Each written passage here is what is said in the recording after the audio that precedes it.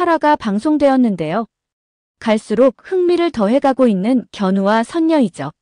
서로의 마음을 확인한 성아와 견우는 본격적인 1위를 시작했는데요. 하지만 이 모습을 지켜보며 괴로워하는 한 사람이 있죠. 바로 성아의 단짝인 지호입니다. 지호는 견우를 살리기 위해 인간 부적을 자처하며 좋은 케미를 보여줬는데요. 하지만 그에게 남은 건 사랑하는 성아를 견우에게 빼앗기는 것이었습니다. 지호는 견우가 위험한 상황이라는 걸 알기에 여전히 두 사람을 돕고 있는데요. 하지만 머리로는 이해를 하지만 가슴으로는 받아들이기 쉽지 않습니다. 더 이상 물러설 수 없다고 판단한 지호는 성아에게 고백을 하는데요. 자신도 성아를 좋아한다고 말하죠. 갑작스런 지호의 고백에 당황하는 성아입니다. 그런데 지호가 말했듯이 이 상황이 참 난감한데요. 성아에게 자신 마음을 고백하는 이 상황에도 견우와 성아는 손을 잡고 있습니다. 그렇다고 손을 놓으라고 하자니 봉수가 튀어나오고 정말 지호로서는 난감한 상황이 아닐 수 없죠. 흔히 드라마에서 삼각관계는 많이 나오지만 사각관계는 흔치 않는데요. 9화에서는 본격적인 사각관계가 시작될 것으로 보입니다. 견우 못지않게 봉수도 성아를 좋아하고 있는데요. 잠자고 있는 성아를 바라보는 봉수 눈빛에는 악귀에게서 볼 수 없는 따뜻함이 묻어있죠. 그럼에도 성아를 만지면 견우로 변할까 차마 만지지 못하는 봉수인데요. 비록 악귀지만 성아 앞에서만큼은 스스로 컨트롤하는 모습을 보입니다. 봉수가 견우 몸에 들어가 인간 삶을 즐기고 있는 동안 염화는 불안해지기 시작하는데요. 자신이 공들여 놓은 몸주신이 한순간에 견우 몸에 들어가 버린 것이죠. 염화는 봉수에게 이제 그만 견우에게서 나올 것을 조언하는데요. 다른 이들 몸에서는 하루 이틀이면 끝나던 것이 견우에게서는 왠지 더 오래 있을 것 같다는 불길한 생각이 든 것입니다. 염화는 이제 그만 즐기고 나오라고 하자 봉수는 10년 아니 20년 있을 거라며 염화를 약올리기 시작하죠. 그러자 염화는 견우 몸에 오래 있다가는 영원히 소멸될 수 있다며 경고 아닌 경고를 하는데요. 이에 질세라 봉수도 자신이 없으면 너 또한 무당노릇 할 수 없을 거라며 빈정되는 모습을 보이죠. 천하의 악녀인 염화가 이대로 있을 리 만무한데요. 자신을 배신한 봉수를 혼내줄 방법을 모색합니다. 한편 성아는 견우의 양궁대회를 앞두고 고심이 많은데요. 봉수를 분리하지 않고 대회를 치르는 건 불가능하기 때문이죠. 이때 다행이라고 해야 할까요? 견우는 성아에게 하루 동안 안전하게 분리할 수 있는 방법을 제시하는데요. 바로 귀신을 억누르는 방법을 알려준 것이죠. 이는 서로가 서로에게 인간 부적이 되어 상대의 운수를 나눠 갖는 것입니다. 성아는 그걸 매일 하면 너는 영원히 못 나오는 거 아니냐며 걱정스러운 듯 말하는데요. 하지만 이 방법은 단 한 번만 쓸 수 있기에 전혀 걱정하지 않아도 된다고 말하죠. 그리고 성아는 견우 몸에 붉은 꽃 모양의 부적 문양을 그려줍니다. 모든 준비를 마친 견우는 홀가분한 마음으로 대회에 출전하는데요. 이제 견우에게 남은 건 금메달을 따서 성아와 기쁨을 함께하는 것입니다. 하지만 염화로 인해 견우는 더 큰 위기에 빠지게 되죠. 8화 엔딩에서 염화는 봉수와 견우를 더 가까워지게 만드는 주술을 시작하는데요. 봉수악귀가 견우 몸을 잠식하게 만드는 것입니다. 그리고 절반은 성공한 듯 보이죠. 염화의 주술이 시작되자 대회장에 있던 견우는 모든 사물이 불투명하게 보이기 시작하는데요. 이어서 귀신까지 보이기 시작하죠. 당황한 견우는 성아를 바라보지만 차마 이 상황을 말할 수 없습니다. 자신을 살리기 위해 많은 고초를 겪어온 성아에게 더 이상 상처를 줄 수 없기 때문이죠. 성아의 왕할머니는 견우를 보고 경악했는데요. 그는 자신의 70평생 이렇게 고약한 악귀는 처음이라고 말하죠. 이는 자신을 포함해 누구도 이기기 힘든 상대라고 말합니다. 봉수 주변이 온통 시꺼먼 것으로 가득하다며 얼마나 많은 악행을 저지른 것이냐며 경악하죠.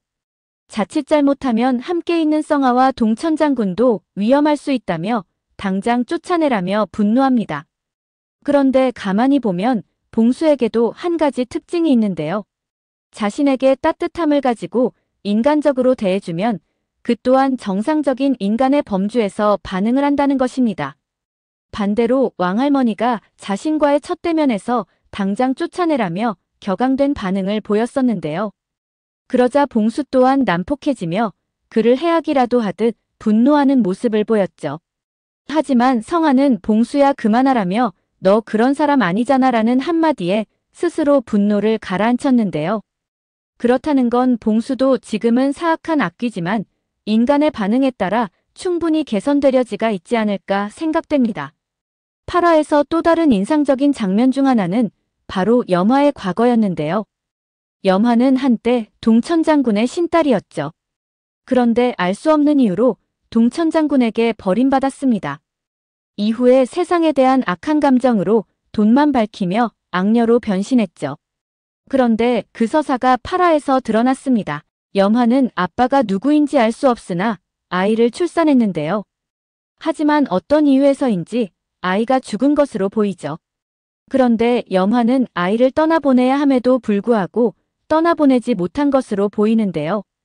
이 과정에서 자신의 신적인 힘을 이용해 아이의 영혼을 자신 옆에 붙잡아둔 것으로 보입니다. 동천장군은 이대로 두면 둘 다 위험할 수 있다는 생각에 귀신을 떼내는 굿을 한 것으로 보이는데요. 이 과정에서 염화 몸을 포박하고 입에 천을 물린 채 주술을 했던 것으로 보이죠. 동천장군은 염화를 살리는데 성공했지만 염화는 자신에게서 아이를 빼앗았다는 이유로 동천장군을 원망하며 떠난 것이 아닐까 싶습니다. 이후 염화는 천사의 얼굴을 하고 견우와 할머니에게 했듯이 온갖 악행을 저질러 온 것으로 보이죠. 봉수도 비록 악귀지만 자신이 경험한 세상에서 가장 악녀는 염화 너라고 말할 정도입니다. 그런데 문득 이런 생각이 들었는데요. 염화 아이는 정말로 죽은 것일까라는 것이죠. 두 가지 가설을 세워볼 수 있을 것 같은데요. 첫 번째는 염화 아이는 죽은 것이 아니라 애군을 타거나 동천장군이 염화 몰래 다른 곳으로 보낸 것이 아닐까 생각됩니다. 물론 너무 나간 생각일 수도 있죠. 어쩌면 견우에게 그 답이 있는 것이 아닐까 생각됩니다. 애초에 염화는 원작에는 없었던 캐릭터였는데요. 그게 흐름을 더 극대화하고 견우의 애군을 더 부각하기 위해 설정한 캐릭터로 보이죠. 염화의 등장은 신이 한 수가 아닌가 싶습니다. 두 번째는 염화의 아이만큼은 무당이 아닌 평범한 아이로 키우고 싶었던 것이 아닐까 생각되는데요. 그래서 아이를 성아의 부모 집으로 보낸 것이죠. 하지만 자신들의 생각과 달리 성아는 평범하게 자라지 못했는데요. 오히려 8살의 미월동 애기 무당이라는 이름으로 다큐에까지 등장하며 부모의 돈벌이 수단으로 이용되었죠. 뒤늦게 이 사실을 알게 된 동천장군이 성아를 데리고 와 염화처럼 신딸을 만든 것이 아닐까 생각됩니다.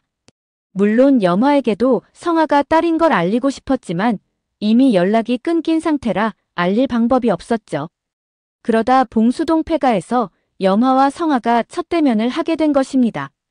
꽃도령은 두 사람이 함께 꽃등을 들고 춤을 췄다는 사실에 굉장히 놀라워했는데요. 그런데 두 사람이 춤추는 모습을 보면 어딘가 닮아 있는 듯 보이죠.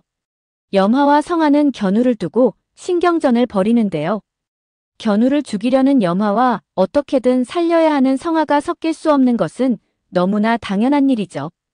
염화가 봉수를 향해 주술을 하는 한 견우는 점점 봉수에게 잠식되어 갈 텐데요. 봉수도 봉수지만 염화의 악행을 멈추는 일이 더 시급해 보이죠. 그런데 만일 성아가 염화의 친딸이라는 설정을 하게 되면 상황이 어떻게 변할까요? 동천장군도 성아가 견우를 살리는 일에 처음에는 반대했었는데요. 자칫 잘못 성아까지 위험해질 수 있다는 이유에서였죠. 하지만 성아가 견우를 진심으로 좋아한다는 걸 알게 된 순간 적극적으로 돕고 있습니다. 염화도 이와 같은 상황이 된다면 동천장군처럼 하지 않을까 싶은데요. 성아가 자신 친딸이라는 걸 알게 되면 과연 성아가 정말로 사랑하는 견우를 죽일 수 있을까요?